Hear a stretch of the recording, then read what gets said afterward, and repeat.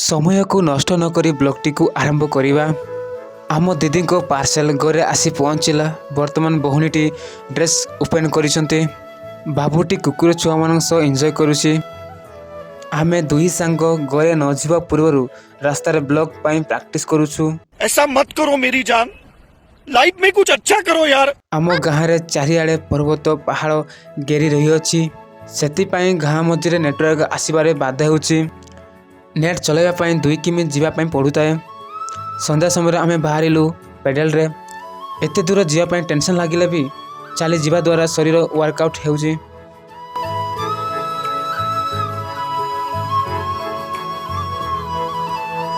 उम्र में जो कर जबड़े आ रे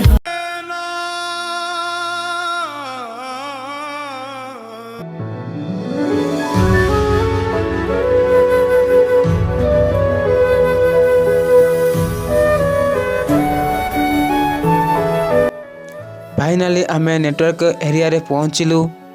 गाँव सबू लोग एडारे आसंती एवं नेट चलांती।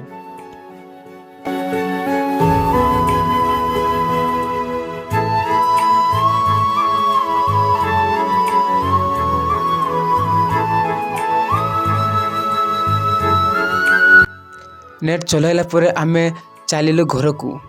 स्वीट्रे आनी तो सेति पाई बेसी थंडा लगुछि। बेसी समय रहिले ज्वर एबार आशंका रही। न्यू ईयर सीजन ज्वर एले बड़ बाधा। चल रे भाई जल्दी घर को जीवा।